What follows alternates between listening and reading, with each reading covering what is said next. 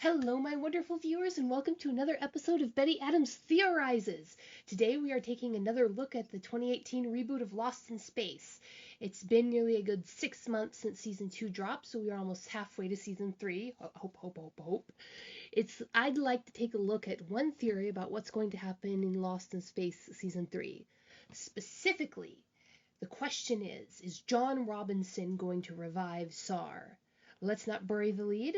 I think there's a good chance that John will bring SAR back to life. I think he will take some serious risk to do it. I think he will defy the colony to do it. I think this will have far-ranging consequences for the Lost in Space universe. In fact, I think that has been where the show was heading from the moment that SAR stormed onto the deck of the J2's Chariot Bay. Why do I think this? You see, my wonderful viewers, the show has set up a situation wherein every plot device needed for John to get SAR back to the methane planet is set up and either must occur given the events of the season 2 finale, or might logically occur given the rules of the universe and what we know about John's character. So, let's take a look at the how and the why. Firstly, the art. First and foremost, this series is a work of art. The writers have shown that they are very good with using foreshadowing and just the art style at referencing older series. These creators are artists, not just mixed-series producers. Art is important to these creators. They basically say so themselves in that scene in the cave where Penny explains the purpose of the ancient cave paintings. And the creators know how to use artistic presentation.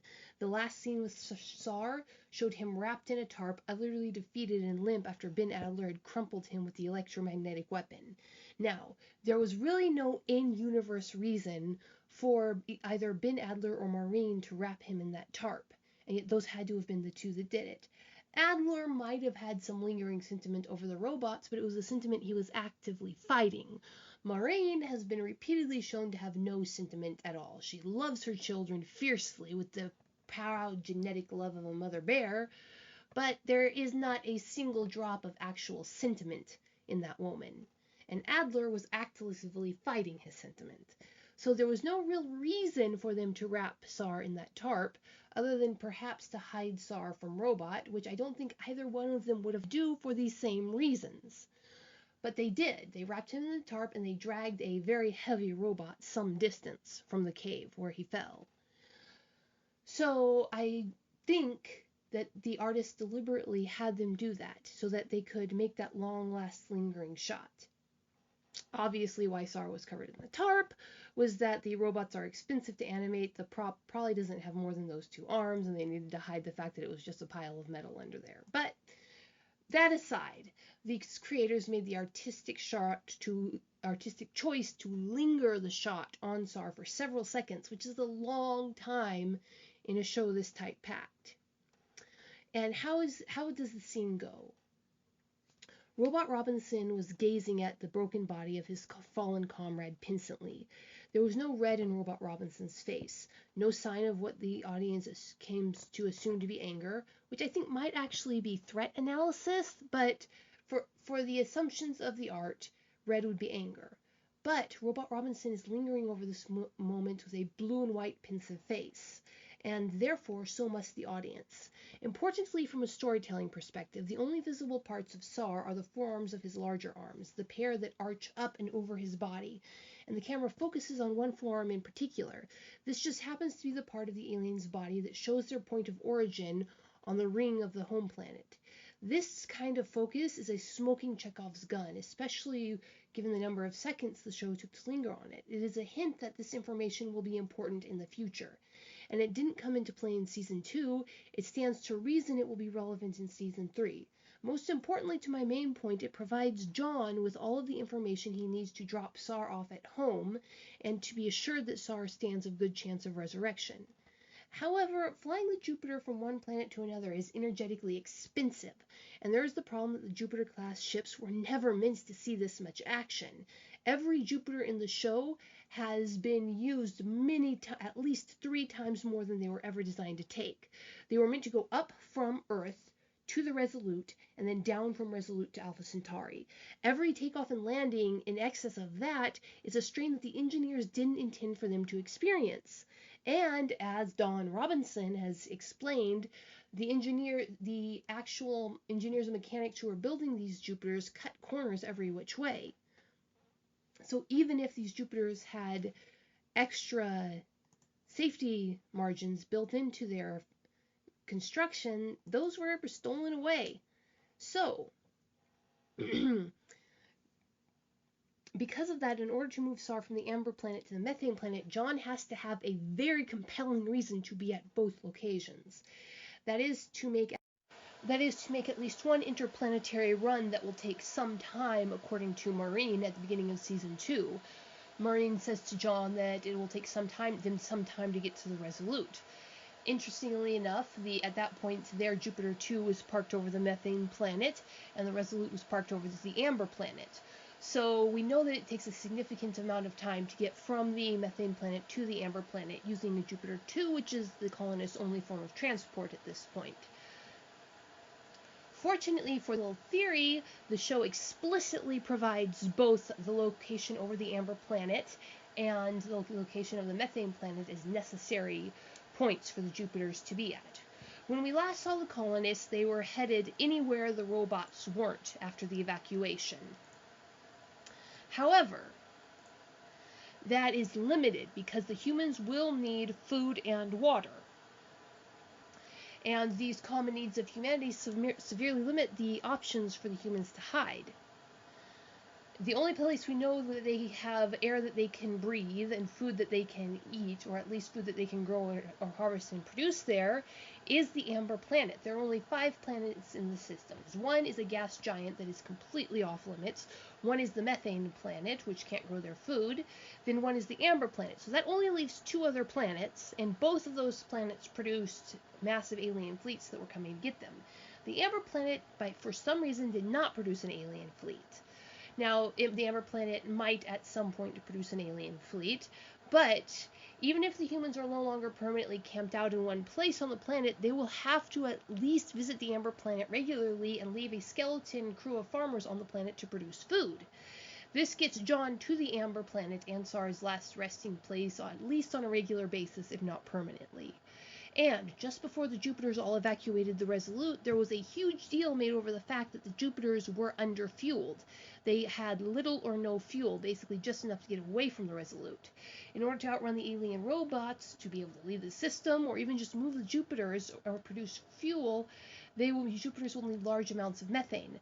As Don West so helpfully pointed out at the beginning of Season 1, there is a guaranteed source of easily harvestable methane available in the very air of the methane planet.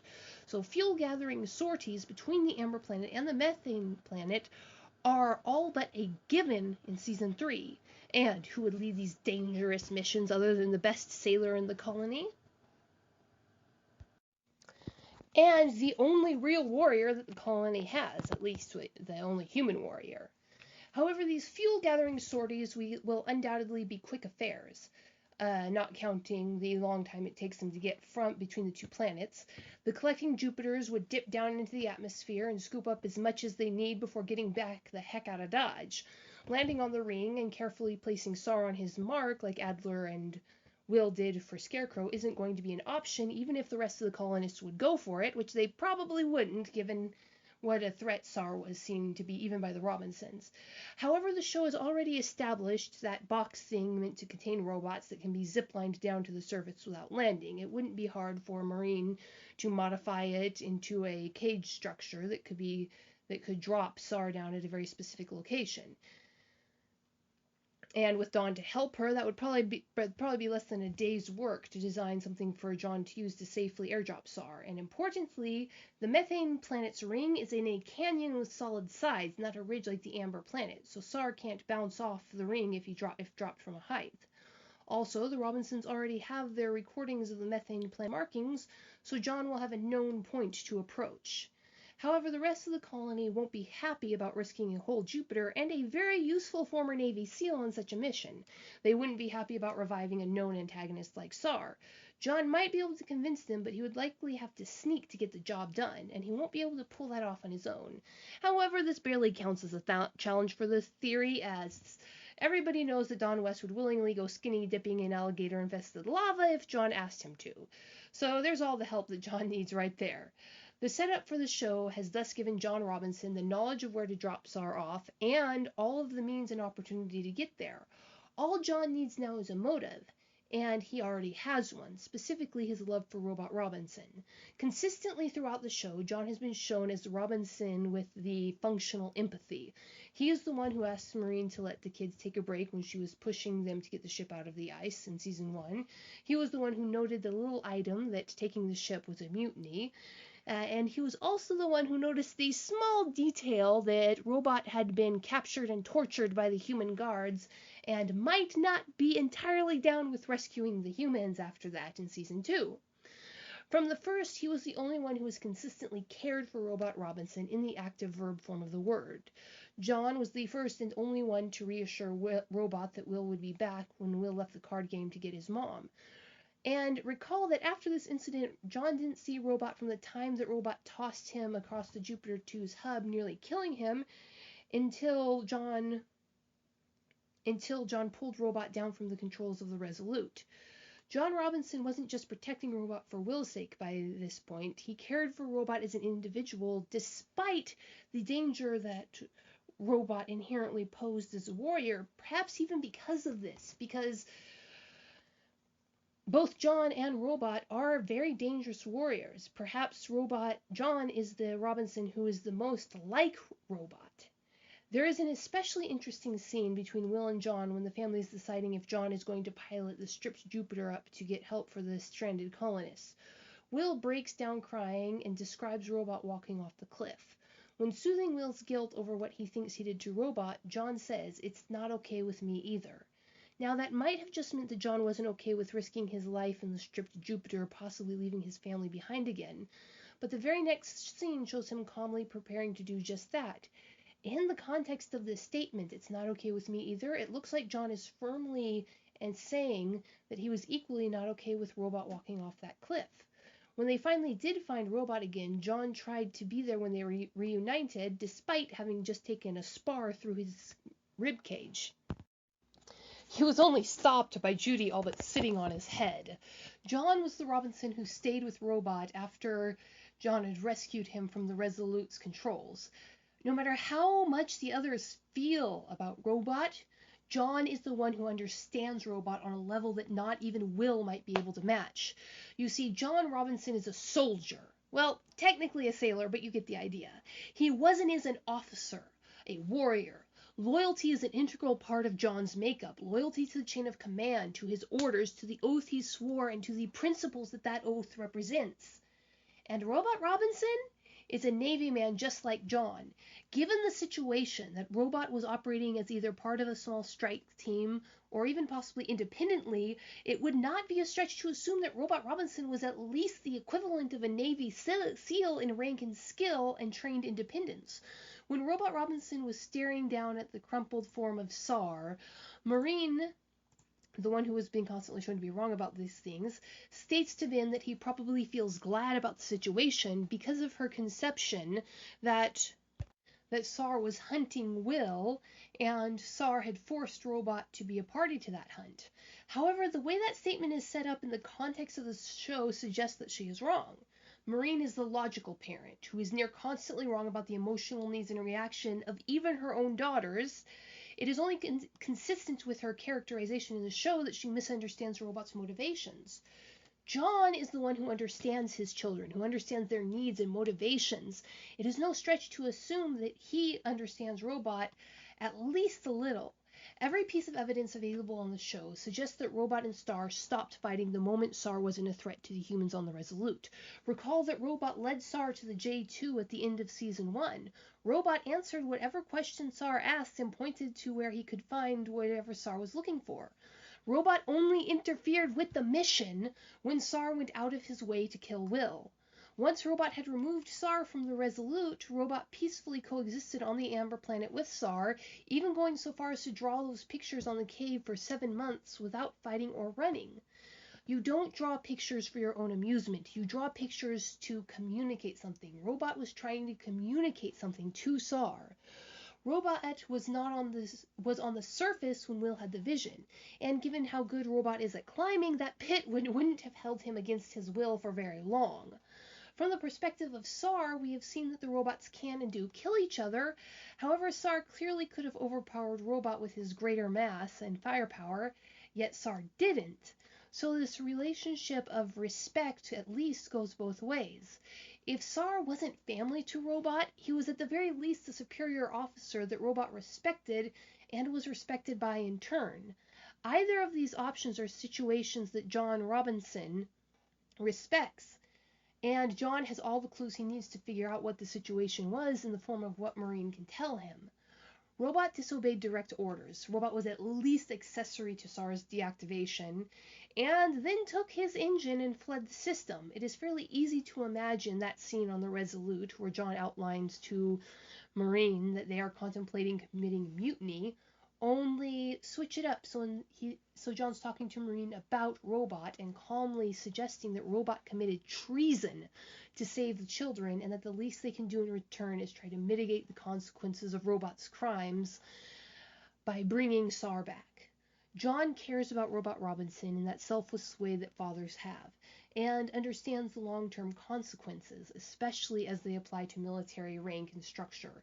One robot, more or less, isn't going to make the colony any less safe.